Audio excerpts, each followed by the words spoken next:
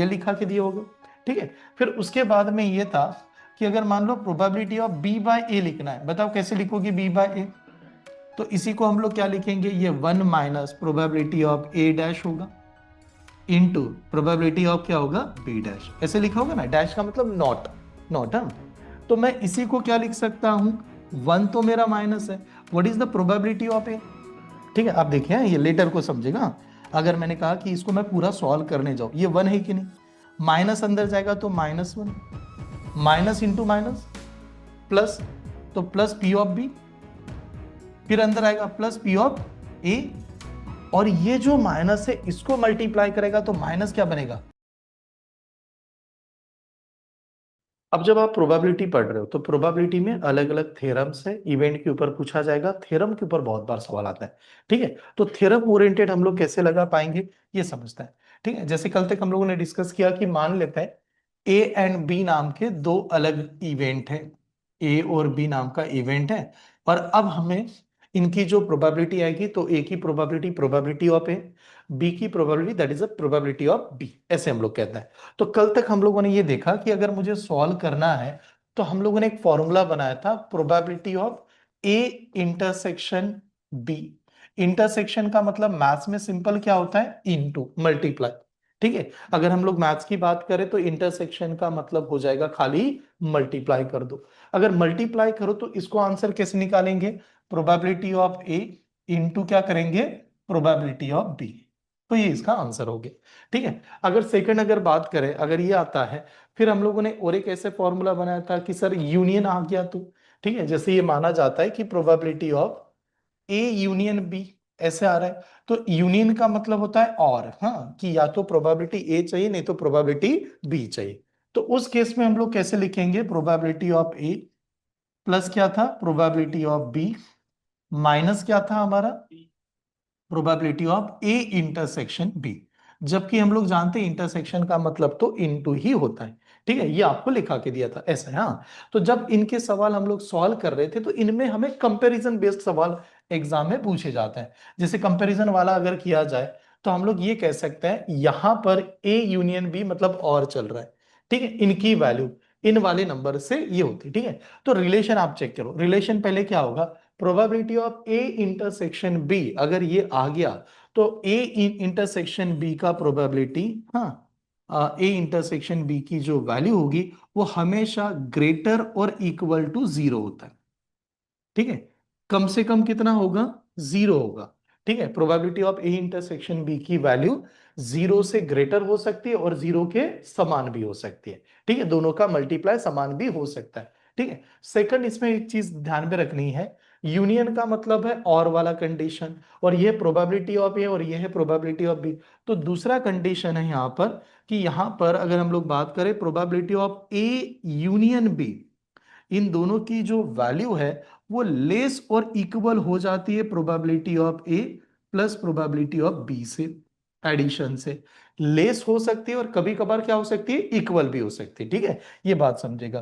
तो ये next rule है कि इन दोनों में कभी ऐसे कंपैरिजन आ गया तो हम लोग इस द्वारे से बता देंगे ऐसा, ठीक है। उसके बाद में रूल क्या है, उसके बाद में ये रूल है कि मान लो सर 3 आ गए तो, जैसे 3 हो सकते हैं ना, कि जैसे आप मान लेते हैं कि ऐसे दे दिया जाए तो कहीं पर probability of A intersection B intersection C, तो इसमें इंटरसेक्शन का मतलब क्या है हमारे हिसाब से, what is mean by intersection, multiplication. तो लिखेंगे उसको कैसे हम लोग, सीधा probability of A into probability of B into क्या कर देंगे, probability of C. Individually probability जो है उसका आपस में आप मल्टीप्लाई ही कर रहे हो, ठीक है। लेकिन एक बार ऐसा सवाल आया कि सर तीनों में यूनियन लगा दिया जाए तो फिर आंसर कैसे देते, जैसे यूनियन का मतलब ये हो रहा है कि सवाल में ऐसे दे दिया probability of A union B union C, इस प्रकार से आ गया, तो ये रूल है, फॉर्मूलेज है। तो इसका सही आंसर क्या होता, तो इसका आंसर आएगा probability of A plus probability of B plus probability of C, इन तीनों की प्रोबेबिलिटी कर दी। फिर हम लोग इंटरसेक्शन माइनस करते हैं, तो माइनस करने का मतलब है यहां पर probability of A intersection B, ये माइनस करो, minus probability of B intersection C, ये माइनस करो, माइनस प्रोबेबिलिटी ऑफ, ठीक है, ए इंटरसेक्शन सी माइनस करो, ठीक है, ए बी, बी सी, सी ए या ए सी कहो, हाँ वैसे प्लस करना है इसमें probability of A intersection B intersection C, ये वाला प्लस होगा। तो ये एक रूल है यार, हाँ, जो हमें आगे लग सकता है। तो इस ओरिएंटेड ये रूल को नोट डाउन कीजिए। तो आज का जो स्टार्टिंग का कंसेप्ट है, जितने भी फॉर्मूलेज होते हैं मेन मेन जो एग्जाम में आने वाले, वो सभी के सभी थ्योरम पहले पढ़ते हैं, नोट डाउन कीजिएगा। कंप्लीटेड, देख लीजिए सभी ने अच्छी तरह से देखना है यार। ठीक है, आगे बढ़ू। हाँ, कंप्लीट, हाँ। चलो अब देखो, ये हम लोगों ने ऐसे कहा था कल तक कि मान लो ए नाम का इवेंट है, उसकी प्रोबेबिलिटी पी ऑफ है, और नॉट ए है तो उसकी प्रोबेबिलिटी पी ऑफ डैश ए, ऐसे बताया था। फिर कल हम लोगों ने एक रूल ऐसा, इसके पहले भी मैंने लिखा के दिया होगा, probability of A plus probability of not A, इन दोनों की एडिशन कितनी होती है, 1, ये लिखा के दिया आपको। ठीक है, अगर हमें फाइंड करना है प्रोबेबिलिटी ऑफ ए, तो वैल्यू कैसे आएगी हमारे पास, 1 माइनस प्रोबेबिलिटी ऑफ नॉट ए, और ये दोनों के दोनों एक दूसरे के क्या होने चाहिए, अपोजिट होने चाहिए, कॉन्ट्राडिक्ट, हाँ। तो उसी प्रकार से अगर हम लोगों ने कहा प्रोबेबिलिटी ऑफ नॉट ए चाहिए, तो कैसे लिखते हैं, 1 माइनस प्रोबेबिलिटी ऑफ कितना, ए, ये लिखा गया था। तो ये थ्योरम हमारे क्लास पहले ही क्लास में हो चुके हैं। उसके बाद में फिर हम लोगों ने देखा कंडीशनल प्रोबेबिलिटी। मान लो P of A by B लिखा गया, तो ए का ऑकरेंस किसके ऊपर डिपेंड हो रहा है, बी के ऑकरेंस के ऊपर डिपेंड है, यानी बी होगा तब जाके। तो इसी को कैसे लिखा गया था, probability of A intersection B divided by probability of क्या, बी, ये लिखा के दिया होगा। ठीक है, फिर उसके बाद में ये था कि अगर मान लो probability of B by A लिखना है, बताओ कैसे लिखोगे बी बाय ए, क्या लिखते हैं, probability of A intersection B divided by probability of क्या, ए, इस प्रकार से लिखते थे। ठीक है, यहां तक हुआ है, ये पहले भी पढ़ा चुके हैं, हाँ, तो इसको ध्यान से देखना। अब आते हैं मेन मुद्दे पे। अगर ऐसे आया, ठीक है, जो अभी कंसेप्ट बता रहा हूं उसको ध्यान से देखिएगा। अगर एग्जामिनर ने पूछा what is the probability of A plus B, A plus B की प्रोबेबिलिटी क्या आएगी, तो इसका डायरेक्टली फॉर्मूला बता रहा हूं, ए प्लस बी की प्रोबेबिलिटी आती है 1 minus probability of A dash into B dash, dash का मतलब क्या हो रहा है, इंटू, हाँ, probability of A dash into B dash, हाँ। अब इसी को अगर किसी ने अच्छी तरह से सॉल्व किया, किसी बच्चे ने इनको सॉल्व किया, तो यही कंटेंट देखो कैसे आएगा हमारे सामने, नहीं, probability of A plus B, तो इसी को हम लोग क्या लिखेंगे, ये 1 minus probability of A dash होगा इंटू प्रोबेबिलिटी ऑफ क्या होगा, बी डैश, ऐसे लिखा होगा ना, डैश का मतलब नॉट, नॉट, हाँ। तो मैं इसी को क्या लिख सकता हूं, 1 तो मेरा माइनस है, what is the probability of A dash, मतलब नॉट है, इसको क्या लिखते हैं, 1 माइनस प्रोबेबिलिटी ऑफ ए, लिखा था कि नहीं ऐसे। तो इस वाले स्टेटमेंट को लिखेंगे 1 माइनस पी ऑफ ए, ये स्टेप समझ में आ रही कि नहीं देख लो, हाँ, इनटू ये वाला क्या लिखेंगे, 1 माइनस पी ऑफ बी, ऐसे लिखेंगे। अगर इसको सॉल्व करने चले जाए, तो ये नंबर हमारा क्या आएगा, 1 तो सही है सर। अब ये 1 है, तो ये दोनों आपस में मल्टीप्लाई करेंगे कि नहीं, तो अगर ये आपस में मल्टीप्लाई करें, बताओ 1 ने 1 को मल्टीप्लाई किया, कितना आएगा, 1 ही आएगा। 1 जाके पी ऑफ बी को मल्टीप्लाई करेगा, तो माइनस पी ऑफ बी आया होगा फिर तो। ठीक है, माइनस पी ऑफ ए जाके 1 को मल्टीप्लाई करेगा, तो माइनस पी ऑफ ए आएगा। फिर माइनस जाके माइनस इसको मल्टीप्लाई करेगा, तो क्या बनेगा, P of A into P of B, ऐसे बनेगा कि नहीं, अगर हम लोग इसको पूरा ब्रैकेट सॉल्व करें। ठीक है, अब ये सॉल्व करने के बाद में ये मेरा 1 अभी तक एज इट इज रखा है, तो मैंने कहा चलो ये ब्रैकेट को ध्यान से देखते हैं। तो 1 तो यहां पर आए, इन दोनों का माइनस माइनस है कि नहीं, ठीक है, यहां पर माइनस है नहीं कि नहीं, तो इस नंबर को लिखेंगे 1 माइनस, अगर मैं कॉमन ले लेता हूं, हाँ, 1 माइनस अगर मैं कॉमन ले लेता हूं, ब्रैकेट में क्या कर सकता हूं, पी ऑफ ए प्लस क्या हो रहा है, पी ऑफ बी। ठीक है, ये स्टेप समझ में आ रही है, नहीं तो एक काम करो, एज इट इज ऐसे रख दीजिएगा। यहां तक समझ में आया सभी को, ठीक है, पक्का ये क्लियर है। चलो मान लेते हैं माइनस अंदर लाते हैं, ये जो 1 है ये अंदर माइनस आता, ठीक है, ये पूरा ब्रैकेट है, तो हम लोग इसको क्या लिखते हैं, 1 है। ठीक है, आप देखिए, हाँ, ये लेटर को समझेगा। अगर मैंने कहा कि इसको मैं पूरा सॉल्व करने जाऊं, ये 1 है कि नहीं, माइनस अंदर जाएगा तो -1, माइनस इंटू माइनस प्लस, तो प्लस पी ऑफ बी, फिर अंदर आएगा प्लस पी ऑफ ए, और ये जो माइनस है इसको मल्टीप्लाई करेगा, तो माइनस क्या बनेगा, P of A into P of B, बन रहा है ये P of A into P of B. अब +1 -1 क्या हो जाएगा, कैंसर, तो what is the answer, P of A plus P of B minus P of A into B. तो ये कौन सा फॉर्मूला होता है आपको? ए इंटरसेक्शन कौन सा, यहां पर अभी हम लोगों ने देखा था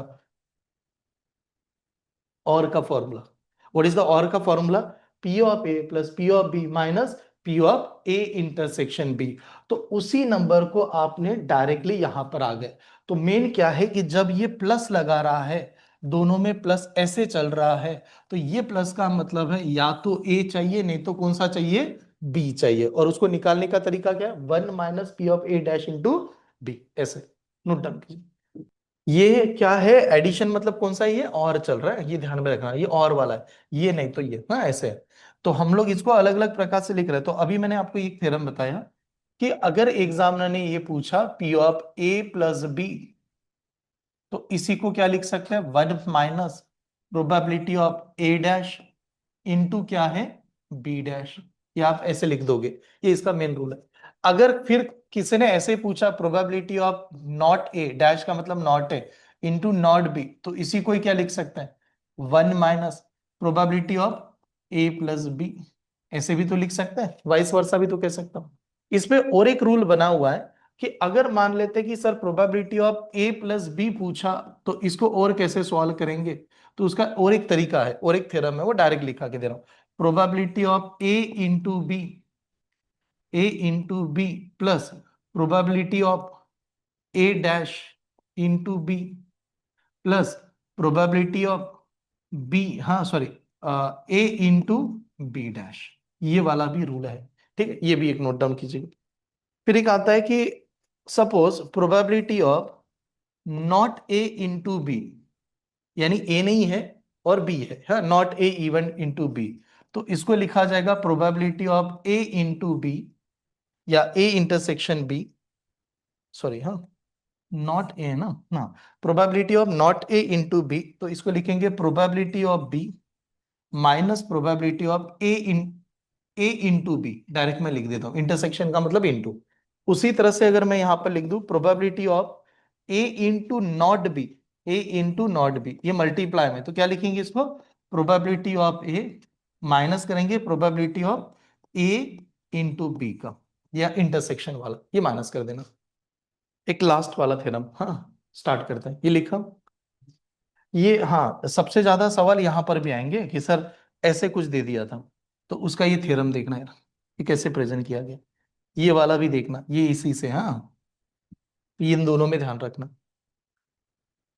आखिरी कंसेप्ट, हाँ, चलो अभी एग्जाम्पल पे जाता है। ये कहता है probability of exactly one event, खाली एक ही इवेंट होना चाहिए।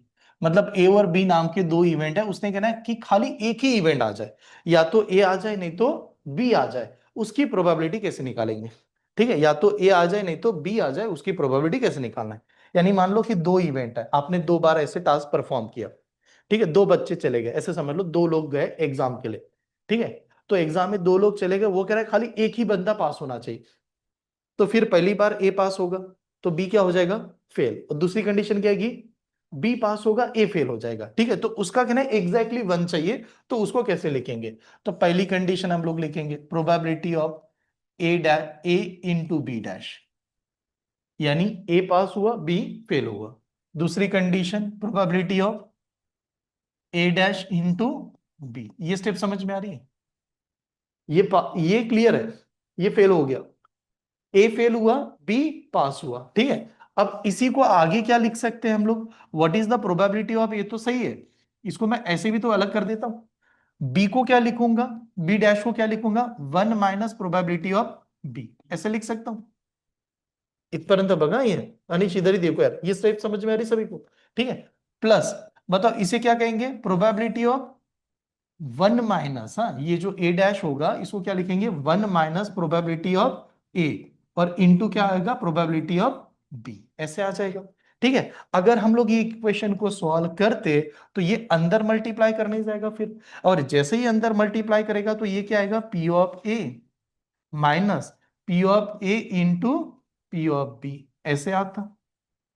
प्लस यहां पर देखिए, ये पी ऑफ बी अंदर आएगा तो ये P of B minus P of A into P of B इस प्रकार से आएगा।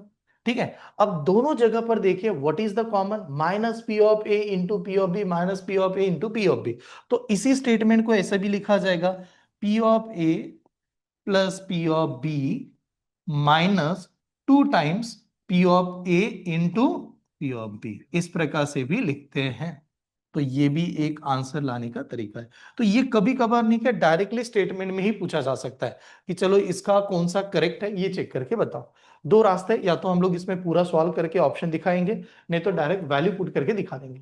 ठीक है, नोट डाउन कीजिए, स्टार्ट करते हैं। नेक्स्ट मंडे से अपकमिंग हम लोग स्टार्ट करने वाले ट्रिग्नोमेट्री। हाँ, तो वो देखना, उसका लैंग्वेज पूरा बदल जाएगा, एडवांस मैथ से स्टार्ट होगा। ठीक है, जैसे परम्यूटेशन, कॉम्बिनेशन, प्रोबेबिलिटी अपने आप में पूरी दुनिया है, इसका ना एडिशन कर रहा है ना कुछ, इसमें अलग ही तरीका चल रहा है। ठीक है, तो उसी ओरिएंटेड बाकी का अगले वीक से, मंडे से आपका ट्रिग्नोमेट्री स्टार्ट होगा। देखो क्या दिए, आउट ऑफ द 600 बोल्ट्स, हाँ 600 बोल्ट्स, हाँ उसने कहा 20% too large and 10% are too small. हमारे पास 600 बोर्ड्स है, उसमें से 20% बहुत बड़े हैं और 10% बहुत ही छोटे हैं। ठीक है, too small. The remainder are consider to be suitable, the remainder are consider to be suitable, जो बचे हुए हैं वो सुटेबल है, यानी वो यूज कर सकते हैं। ठीक है, suitable. If a bolt is selected at a random, bolt is selected at a random, ठीक है, then the probability that it will be suitable is, वो क्या होना चाहिए, suitable होना चाहिए। तो बताओ कितना होगा। ठीक है, बताओ कितना होगा ये वाला। एक बात बताओ, बोल्ट यानी कितना, बोल्ट्स का मतलब क्या हो रहा है, हाँ nut and bolt, nut and bolt, हाँ हाँ ऐसे नट एंड बोल्ट ये हम लोग यूज कर रहे हैं। ठीक है, चलो इसमें से उन्होंने क्या होता है, जब वो बोल्ट एक सिलेक्ट किया, वो क्या होना चाहिए, सुटेबल। बट अब सुटेबल होना चाहिए, तो एक बात बताओ, 20% तो टू लार्ज है, 10% तो वैसे भी छोटे हैं, तो हमें सूटेबल कितने होंगे फिर, 70%। ये बात तो समझ में आ रही है ना कि 20% सर बहुत छोटे हैं, 10% बहुत ही, सॉरी 20% बहुत बड़े हैं, 10% बहुत छोटे हैं, तो 100% नंबर होगा। अब 100% में से ये 20 चला गया, 10 भी चला गया, बच 30 तो चले गए, बचाओ कितना, 70%। अब 70% इसका जो रहेगा वो तो सुटेबल होंगे। तो what is the 70% of this number, तो कैसे लिखेंगे, 70% ऑफ किसका, 600। ये आया होगा कि नहीं। तो 70% ऑफ 600 का कितना होता है, 70 डिवाइडेड बाय 100, आपका मतलब इनटू, और डबल क्या लगा दिया, 0। ये स्टेप समझ में। अगर इसे सॉल्व करते तो एक दो जीरो यहां से क्या हो गया आपका कैंसल। तो बताओ यार 6 इंटू 7 कितना, 42, तो 420। तो 420 ये सुटेबल है, तो इसमें से कोई एक बोल्ट लगा वो चलेगा। तो प्रोबेबिलिटी क्या आएगी, 420 डिवाइडेड बाय टोटल, टोटल कितने थे 600, तो ये वाली प्रोबेबिलिटी होनी चाहिए। और जब इसको सॉल्व करेंगे, जीरो जीरो कैंसल, 6 से डिवाइड कर दो, 6 से डिवाइड करो, what is the number, 7 divided by 10। तो 7/10 is only answer, B is the option. अब कंटेंट खाली देखेंगे, ये भी बना था, ये सवाल बने हैं। चलो ये वाला सवाल चेक कीजिए, क्या पूछा जा रहा है, देखिए, एक्स स्पीक ट्रूथ 60%, एक्स सच कितना परसेंट बोलता है, 60%, तो झूठ कितना परसेंट, 40%। सच अगर 60% तो झूठ है उसका 40%। Y speak in and Y in 50% in the case, Y अगर मैं 50% सच बोलूंगा तो झूठ भी 50% बोलेगा वो। ठीक है, तो probability that they contradict each other, they contradict each other narrating the same incident. Contradict का मतलब, they contradict each other narrating the same incident. Contradict का मतलब एक दूसरे का अपोजिट, एक सच बोलेगा तो दूसरे ने झूठ बोलना है, बस ये वाला। तो चलो डायरेक्ट डायरेक्ट बनाते हैं। बताओ अगर मान लो मैंने एक्स का प्रोबेबिलिटी सच बोलने का पूछा, आपने कहा 60%, तो what is the 60%, 60 divide by 100।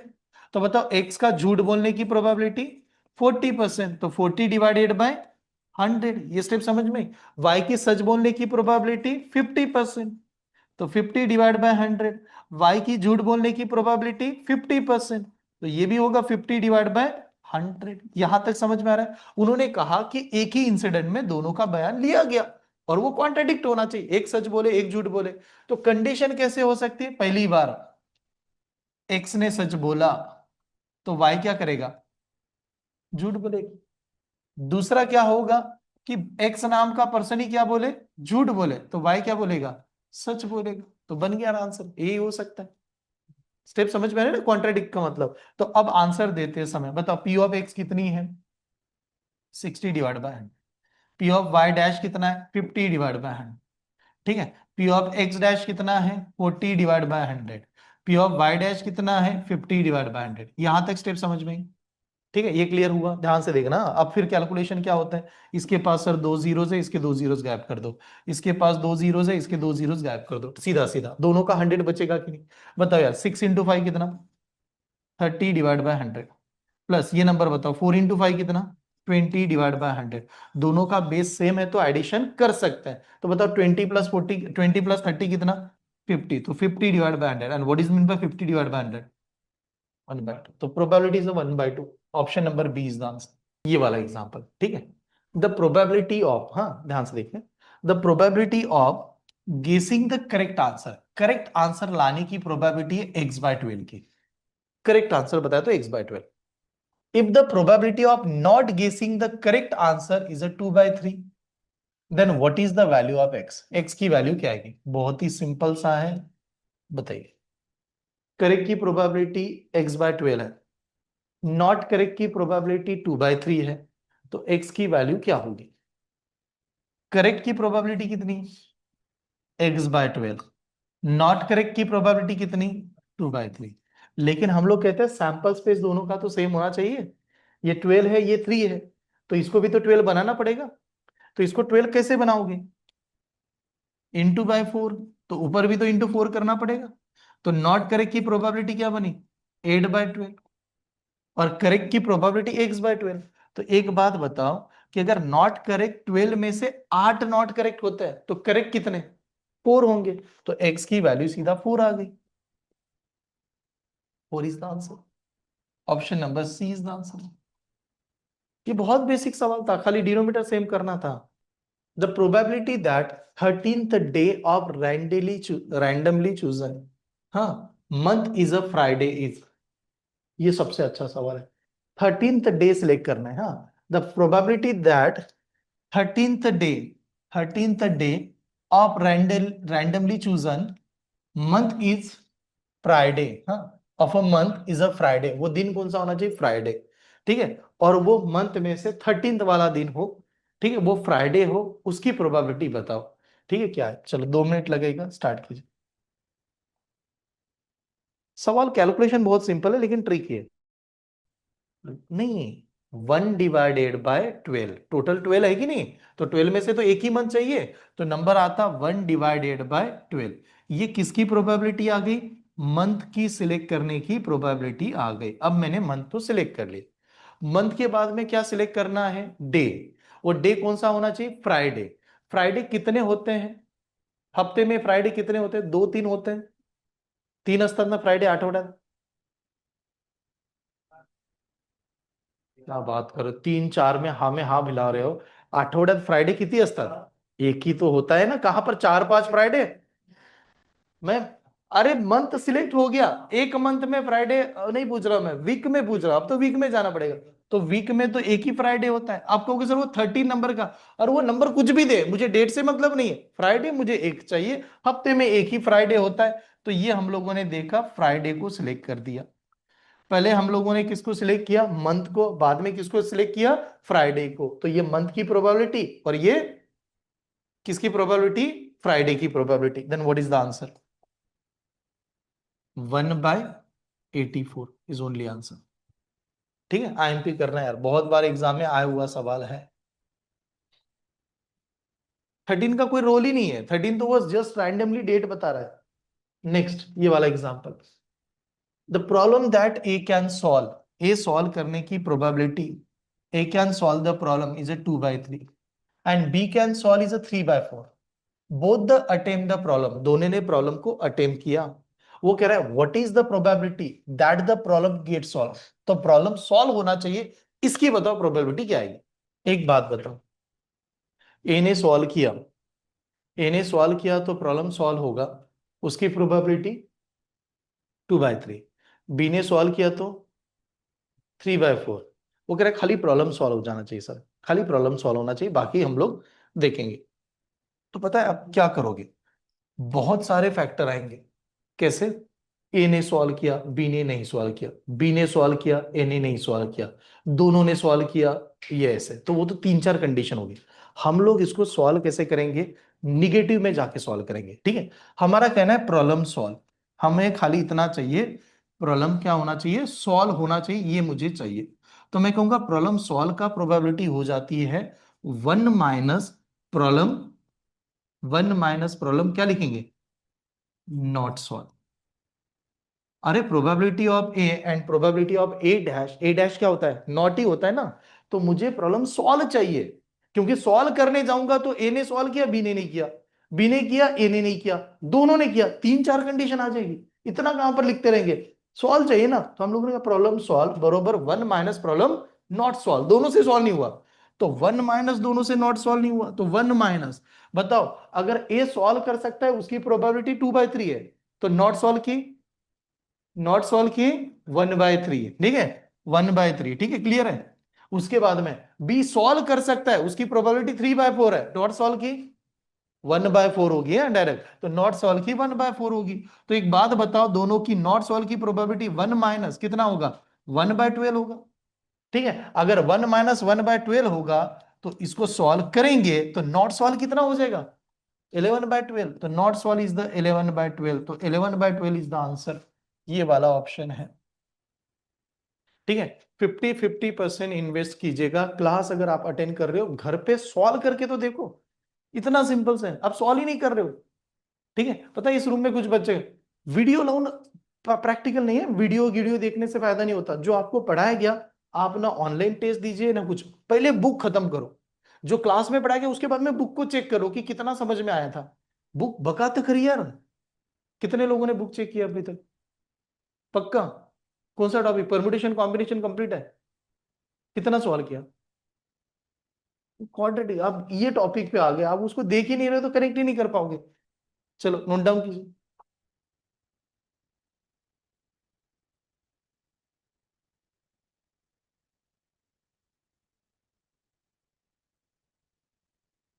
खाली लेक्चर अटेंड केल्यानंतर जर रिझल्ट येत असते तर सगळ्यांनी फक्त क्लासमध्येच बसून बसले असते दिवसभर, लेक्चर अटेंड केल्यावर रिझल्ट नाही येत, लेक्चर अटेंड केल्यानंतर आपण किती प्रॅक्टिस करतो त्यानं रिझल्ट येते, कारण की लेक्चरमध्ये आपल्याला ट्रिक्स माहित होतात, पण इम्प्लिमेंट केल्याशिवाय नाही माहित होणार ना, ठीक आहे।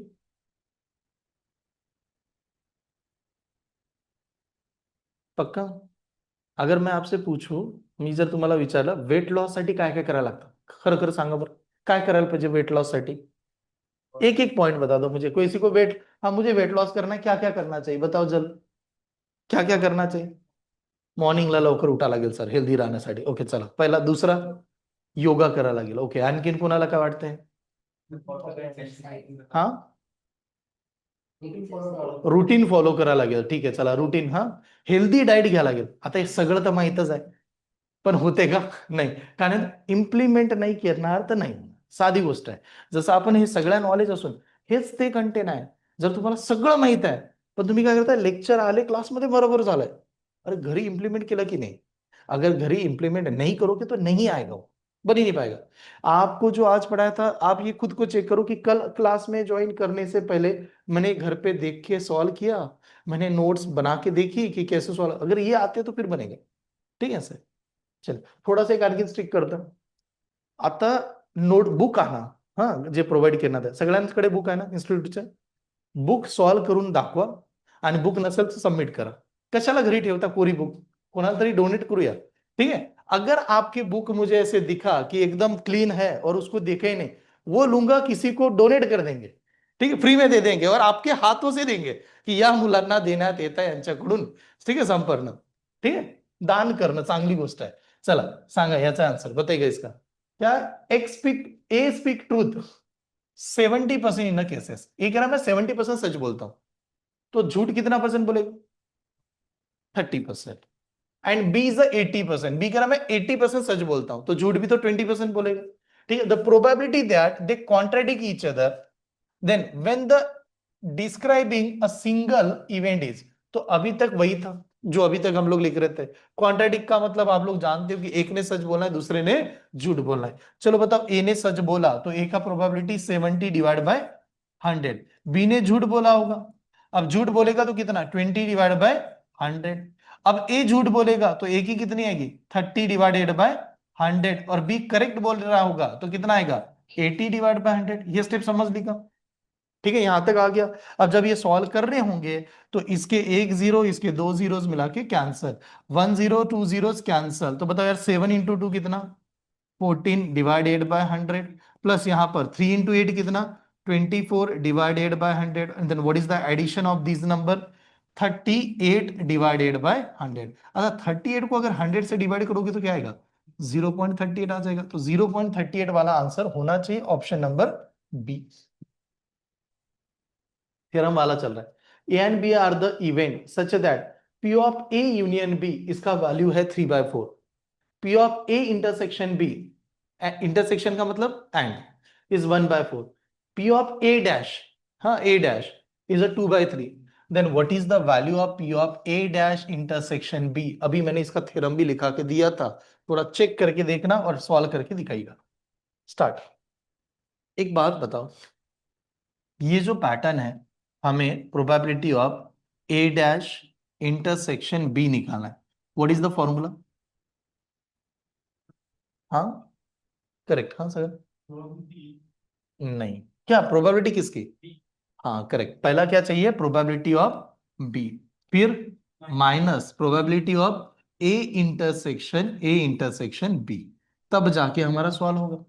तो अब मैं तो डायरेक्ट सॉल्व कर सकता हूं, लेकिन मुझे प्रोबेबिलिटी ऑफ बी पता होनी चाहिए ना। बी की प्रोबेबिलिटी कहीं पर दिया है? नहीं दिया, बी की तो दिए नहीं है। अब उसने दिया क्या है, ए यूनियन बी दिया, P of A intersection B दिया, तो ये तो नंबर पुट कर सकते हैं, लेकिन इसके लिए वैल्यू निकालना चाहिए। तो चलिए अब ये बात बताओ, probability of A union B की वैल्यू क्या है? What is the probability of A union B? Probability of A plus probability of B minus probability of A intersection B। था कि नहीं यार? तो डायरेक्ट लिख दूं? चलो बताओ, तो probability of A union B की वैल्यू कितनी, 3/4। प्रोबेबिलिटी ऑफ ए की वैल्यू लगेगी, अब ए तो पता नहीं है लेकिन ए डैश पता है। What is the value of A dash, 2/3। तो ए की वैल्यू कितनी, 1/3, तो ये आ गया 1/3। अब प्रोबेबिलिटी ऑफ बी निकालना पता नहीं है, तो ये करता है minus A intersection B. What is the A intersection B, 1/4। ये स्टेप समझ में? अगर ये 1/4 है तो अब ये सवाल हुआ, ये अगर इधर जाएगा तो प्लस कर देगा। अब प्लस करेगा तो बताओ ये क्या आएगा, बताओ ये 3 + 1 कितना, तो 4 डिवाइड बाय 4 कितना, 1। तो ये नंबर आएगा 1 = 1 प्लस प्रोबेबिलिटी ऑफ बी। ठीक है, तो ये इधर जाएगा तो भी माइनस करेगा। अब माइनस करेगा तो प्रोबेबिलिटी ऑफ बी की वैल्यू कितनी आएगी, 3 में से 1 चला गया, 3 में से 1 चला गया मतलब कितना, 2/3। तो प्रोबेबिलिटी ऑफ बी की वैल्यू है 2/3। अगर प्रोबेबिलिटी ऑफ बी की वैल्यू 2/3 है तो आप पुट करते हैं, तो ये आ गया 2/3।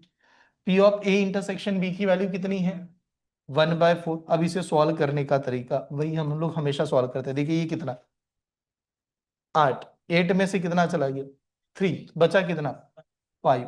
और ये दोनों आपस में करते हैं मल्टीप्लाई, कितना आएगा, 12। तो 5/12 is the answer, option number 1। IMP करना, एग्जाम में आलेला सवाल आहे। चलो ये वाला सवाल, what is the probability of drawing two club from the well shuffled pack of 52 cards. हमें कितने क्लब ड्रॉ करने हैं, 2 क्लब्स। तो एक बात बताओ, नंबर ऑफ क्लब में कितने होते हैं, 13। अब 13 में से 2 ड्रॉ करेंगे तो नंबर कैसे आएगा, 13C2 डिवाइडेड बाय टोटल कितना है, 52C2। अब दोनों में तो 2 2 ही है तो वो कैंसिल होगा, तो क्या लिखेंगे, 13 × 12 डिवाइडेड बाय कितने, 52 × 51, ऐसा नंबर आ जाएगा। तो बताओ किससे कैलकुलेट कर सकते हैं, क्या डिवाइड कर सकते हैं, 13 डिवाइड होगा, 13, 13 1 जा, 13 4 जा। ठीक है, ये हो रहा है। उसके बाद में 4 1 जार 4 कितना, 3 जार, 3 से भी डिवाइड होता है, 3 1 जार 3 कितना, 17 जार। तो 1/17 आंसर आना चाहिए। तो 1/17 यानी बी इज द ऑप्शन।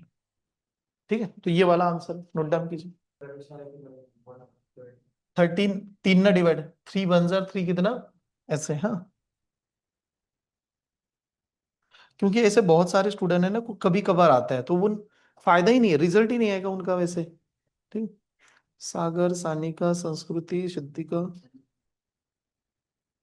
नाही पुढे आपण काय करणार ना, आता 2-3 दिवसानंतर मी झूमची मीटिंग बंद करणार, सरळ बॅच मध्ये घेणार. मग जेवढे स्टुडंट असणार त्यांनाच लिंक जाणार, बाकीच्यांना जाणार नाही. आपण तुम्ही कधीतरी, आप कंटिन्यू आहे. ठीक है, 1 मिनट.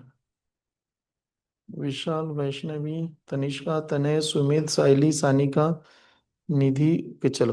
तो हम लोग क्या करेंगे, अभी जूम का लिंक बंद कर देंगे और इसमें ही ऐड करेंगे, ठीक है, वो देखते हैं. चलो नेक्स्ट ये वाला example. When the two coin are tossed simultaneously, what are the chances of getting at least one tail? What is mean by at least one tail? कमीत कमी एक टेल. तर आपण काय करू, कमीत कमी एक टेलचा अपोजिट घेऊया. कमीत कमी एक टेलचा अर्थ काय, एक टेल, दो टेल ऐसे हो सकता है. आपने कॉइन भी कितना टॉस किया, दो. तो उसमें तो सभी आ सकता है, बट क्या नहीं आ सकता, ये बात बताओ. क्या नहीं आ सकता. एक बात बताएगा, हम लोगों ने दो कॉइन टॉस किया, नंबर ऑफ सैंपल स्पेस, अरे हे विसरले काय, 4. तो एटलीस्ट वन टेल का मतलब है एक टेल चाहिए, दो टेल चाहिए, दोनों भी आ सकता है. तो क्या नहीं चाहिए, दोनों के हेड नहीं चाहिए. तो हेड कितना हो सकता है, खाली एक ही होता है. Then what is the answer, probability. Correct. क्या आंसर था, 3/4. 3/4 is the answer only. Head नहीं चाहिए ना आपको, दोनों के दोनों, तो ये आंसर आ जाएगा. 3/4 इज द आंसर है. कन्सेप्ट संपत आले, पहिले लक्षात ठेवा. आता मी PYQ वर येणार उद्यापासून. रिवाइज करा, पहिले वाले नोट्स बघा, त्यावर डिपेंड असेल. ठीक है, कंप्लीट. देख, प्रोबेबिलिटी की वो मिक्स टाइप के कंटेंट है, हाँ, सभी के सभी अलग अलग पैटर्न है. जो भी हम लोगों ने थ्योरम देखा था उसी के साथ आ जाएगा. यहाँ पर one card is drawn from the pack of 52 card. What is the probability that the card is either red card और नहीं तो किंग कार्ड. या तो वो रेड होना चाहिए, नहीं तो क्या कह रहा है वो, किंग होना चाहिए. एक बात बताओ मुझे, रेड के टोटल कार्ड कितने होते हैं, हाँ, 26. रेड में टोटल कार्ड कितने होते हैं, 26. किंग के कितने कार्ड होते हैं, 4 कार्ड. लेकिन इसमें लिखते समय अगर मान लो कि मैंने रेड का कार्ड सिलेक्ट किया, तो हम लोग ऐसे लिखेंगे 26C1, और का मतलब प्लस हो गया तो प्लस लिख दी, ऐसे लिखा. और वो कह रहे हैं, या तो रेड कार्ड होना चाहिए, सॉरी, नहीं तो किंग कार्ड होना चाहिए. किंग तो 4 होता है, लेकिन ये 4 में से दो किंग किसके पास है, रेड में. तो वो तो हम लोगों ने पहले कंसिडर कर लिया, खाली बचे दो होंगे. तो फिर उसको लिखते समय 2C1 डिवाइडेड बाय टोटल कितना, 52C1, ऐसे लिखना पड़ेगा. और जैसे इसे सॉल्व करते हैं तो 2C1, 26C1 का मतलब 26, और ये आ गया 2 divided by 52. Then what is the addition of this number, 28 divided by 52. अगर 28 डिवाइड बाय 52 अगर आ रहा है तो कैलकुलेशन कीजिए, व्हाट इज द नंबर, 7 से डिवाइड कर दो, सॉरी 4 से. 7 डिवाइडेड बाय 13. तो 7/13 वाला आंसर होना चाहिए. Option number C is the answer. रिपी आप लोगों का आंसर है किसी का, सगळ्यात सिंपल सा कंसेप्ट है, ये तो बहुत ही बेसिक है. देखिए, हमारे पास नंबर ऑफ मार्बल की अगर बात करें, हाँ, या बॉल की अगर बात करें, 4+5 या 9, 9+6 कितना, 15. टोटल हमारा 15 है, 15 में से ड्रॉ कितने करने, 3 करने हैं. तो यहां पर हम लोग क्या लिखेंगे, 15C3. लेकिन वो तीनों के तीनों क्या होने चाहिए हमारे पास, रेड होने चाहिए. तो रेड की कितने, 5. तो ऊपर आएगा 5C3. ये स्टेप समझ में. Number of event divide by number of sample space. इसको लिखते समय हम लोग ऐसे लिखेंगे, भाई यार 3 कॉमन है, तो ये लिखेंगे 5 × 4 × 3. अब इस नंबर को क्या लिखेंगे, 15 × 14 × 13, ऐसे बना दो, यहां पर आके रुक गया. ठीक है, क्योंकि तू दोनों का 3 3. हाँ,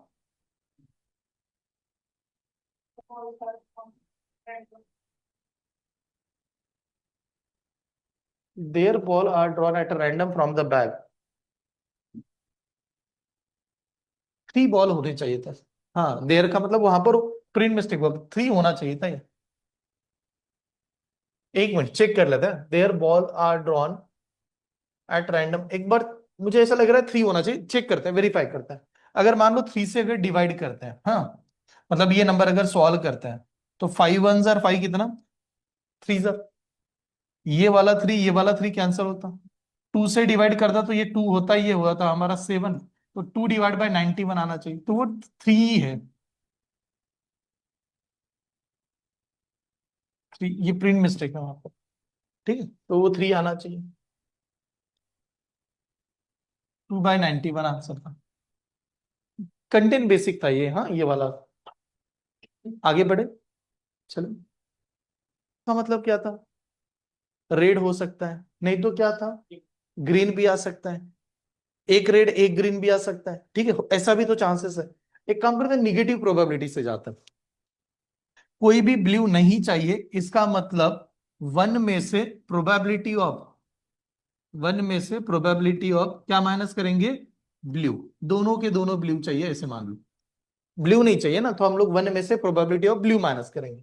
अब मान लो वन में से प्रोबेबिलिटी ऑफ ब्लू माइनस करेंगे, वन माइनस ब्लू कितने थे, 2 है, ब्लू 2 है, तो उसको लिखेंगे 2C2 डिवाइडेड बाय टोटल कितने हैं, 7 है, तो ये लिखा जा रहा है 7C2। ये स्टेप समझ में, निगेटिव प्रोबेबिलिटी से चल रहा है। जब सॉल्व करते तो 1 - 2C2 को लिखेंगे 2 × 1 डिवाइडेड बाय, इसको लिखेंगे 7 × 6। यहां तक स्टेप क्लियर है। जब हम लोग इसे सॉल्व करेंगे तो ये 2 1 जार, ये कितना 3 जार, ठीक है, तो आप बताओ 3 × 7 कितना। अब 21 में से 1 जाएगा तो वो तो आंसर पहला वाला ही सही था कि 5 थे, 5C2 divided by 7C2, number था 5 × 4 डिवाइडेड बाय 7 × 6, ऐसा, ठीक है। तो सॉल्व करते, 2 से डिवाइड कर दो, ये 2 जार, ये होता हमारा 3 जार, तो आंसर आता हमारा 10/21, सॉरी, हाँ 10/21 इज द आंसर, तो जो कि पहले इसमें ही होना चाहिए था, या ऑप्शन आएगा 10/21। एटलीस्ट वगैरह ऐसे नहीं दिया है, हाँ, ठीक है। ये वाला सवाल, 2 cards are drawn from the pack of 52 cards. The probability that one is the spade, one is the heart. हम लोग 2 कार्ड ड्रॉ करें, उसमें से एक स्पेड और एक हार्ट होना चाहिए, ठीक है, एक स्पेड और एक हार्ट होना चाहिए। तो एक बात बताओ, स्पेड के कितने होते हैं, 13, तो 13 में से एक सिलेक्ट करना पड़ेगा।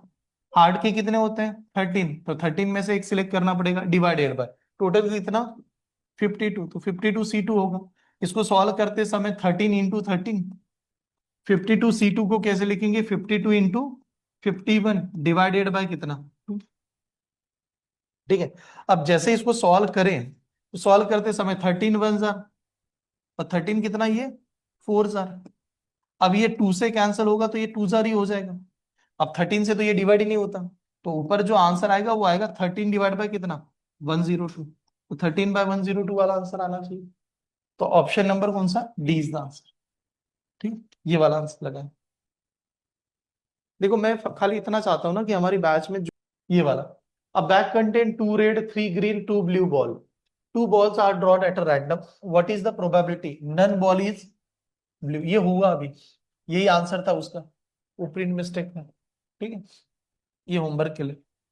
अनदर सवाल, the card is drawn from the pack of 52 card, the probability that getting a queen of a club or heart of king of a heart, चलो बताओ, ये भी पहले हुआ है क्लास में, सिंपल सा सवाल था, क्वीन क्लब की कितनी होती है, एक ही, किंग के हार्ट का कितना होता है, एक ही होता है, ठीक है, तो वो सिलेक्ट वही करना पड़ेगा, तो 1C1 और का मतलब +1C1 डिवाइडेड 52C1, तो 1C1 का मतलब 2, 2 डिवाइडेड बाय 52 ऐसे बनेगा, व्हाट इज द आंसर, 1/26, ये वाला आंसर आएगा, तो 1/26 इज द ओनली आंसर,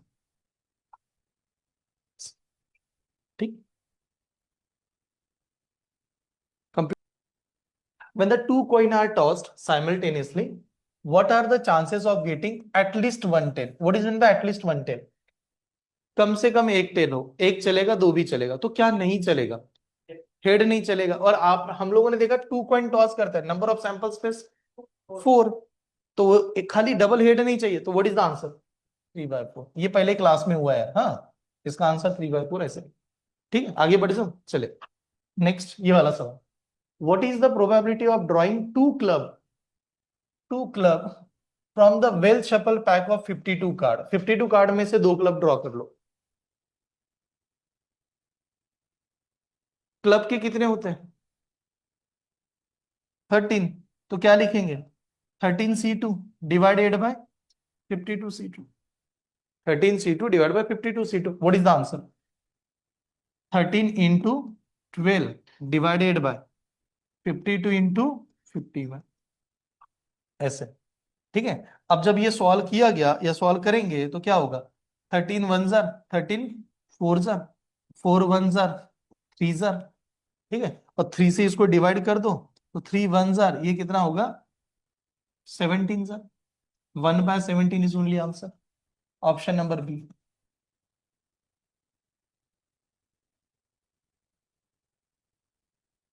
ठीक है, आगे बढ़ू। चलिए जल्दी जल्दी जाता है सर, फास्ट। ये वाला सवाल, in the class there are the 15 boys 10 girls 3 students are selected random what is the ये क्लास में हुआ है आपका सवाल। देखो 25 थे गर्ल्स में से सिलेक्ट हुआ कि नहीं, ये होमवर्क के लिए। ये पहले वाले नोट्स में ऑलरेडी मिलेगा आपको। 2 dice are thrown simultaneously what is the probability of getting 2 number whose product is a even odd, ये भी हुआ था। ठीक है, होमवर्क के लिए।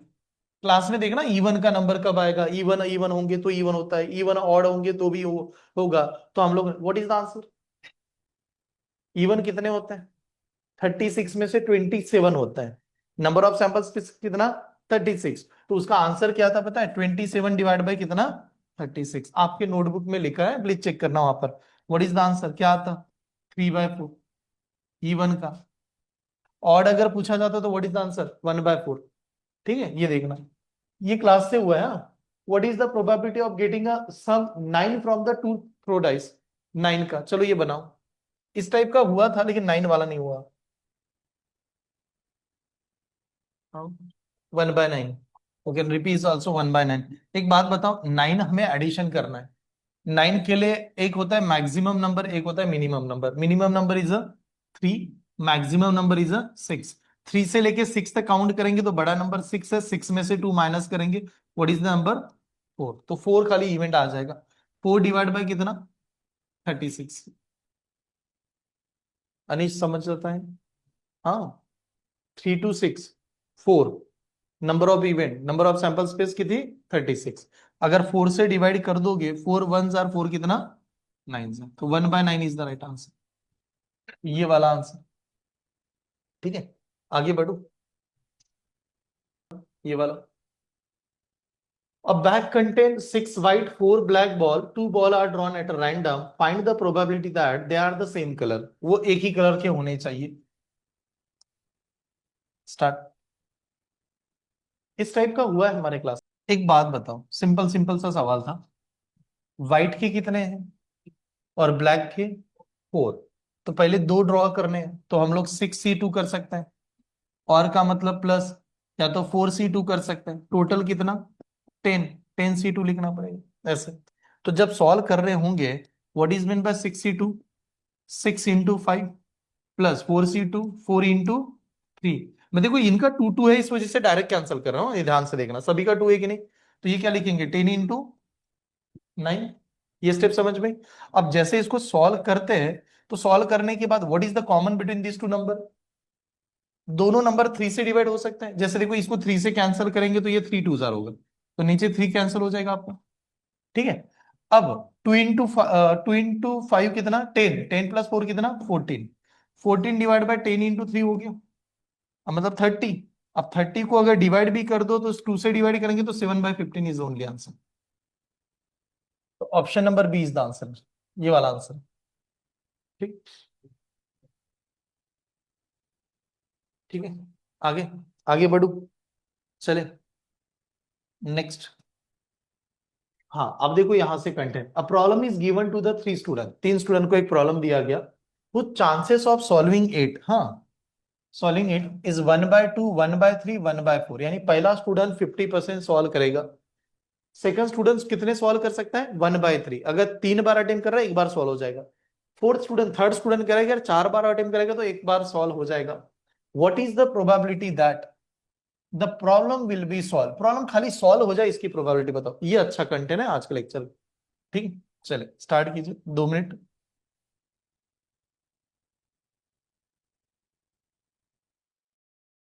क्या आंसर आ रहा है? 1/4।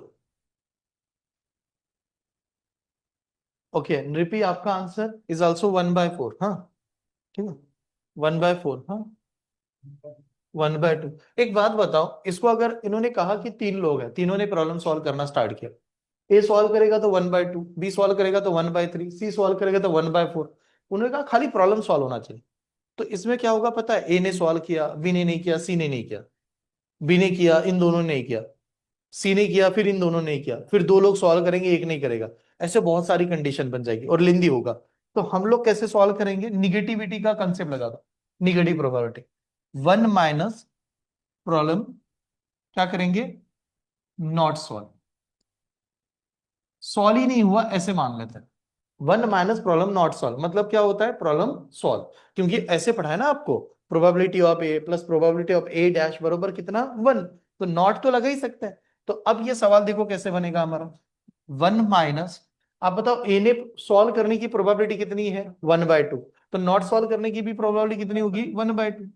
ओके, बी ने सॉल्व करने की प्रोबेबिलिटी 1/3, नॉट सॉल्व करने की प्रोबेबिलिटी 2/3।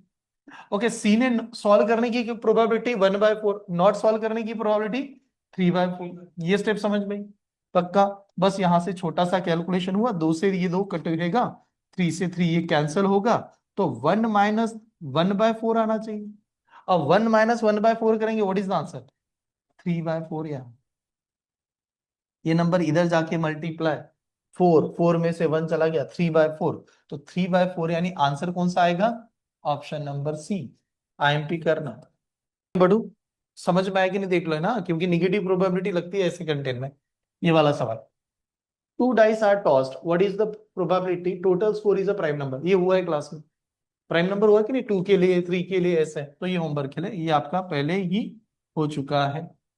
Next example. हाँ हाँ चलो, अब देखो कितना सही सही सवाल आएंगे। A man and his wife appear in an interview for the 2 vacancy in the same post। हाँ, 2 vacancies हैं in a same post। Probability that husband selection is 1/7। 7 bar try करेंगे तो एक बार सिलेक्ट होगा, ठीक है। And probability of wife selection is 1/5। What is the probability that only one of them is selected, खाली एक ही सिलेक्ट होना चाहिए, only one of them is selected, इसकी प्रोबेबिलिटी क्या होगी। उसने क्लियर बताया कि दोनों में से खाली एक सिलेक्ट हो जाए। चलो फर्स्ट आंसर रिपी इनका कहना है डी ऑप्शन। और कोई स्टूडेंट जिनका आंसर आ रहा है, एकदम सिंपल सा सवाल था, उन्होंने कहा एक ही सिलेक्ट हो जाए। हाँ, या तो हस्बैंड नहीं तो वाइफ, हाँ एक ही पर्सन सिलेक्ट होना है ना, तो एक मान लेते हैं, ऐसे समझेगा। हाँ, हम लोगों ने कहा हस्बैंड सिलेक्ट हो गए, अगर हस्बैंड सिलेक्ट होंगे तो उनकी प्रोबेबिलिटी कितनी, 1/7। तो वाइफ तो नहीं सिलेक्ट होगी, तो वाइफ तो फेल हो जाएगी, तो वाइफ की फेल होने की probability 4/5, not selected. Second time कहेंगे हस्बैंड सिलेक्ट नहीं हुए, तो नॉट सिलेक्शन की प्रोबेबिलिटी 6/7, तो वाइफ सिलेक्ट हो जाएगी, कितना, 1/5। ये स्टेप समझ में, ठीक है। अब हम लोग यहां पर कैलकुलेशन देखते हैं, ये तो 4 हुआ और ये 6 हुआ, 4 + 6 कितना, 10। तो ऊपर आएगा 10, और यहां पर दोनों का डिनोमीटर सेम था, 7 × 5 35 35, तो यहां पर 35। तो बताओ 10/35 को क्या लिख सकते हैं, 2/7। तो 2/7 वाला आंसर आना चाहिए। तो 2/7 वाला कौन सा ऑप्शन था, ऑप्शन नंबर ए, गलत कर दिया।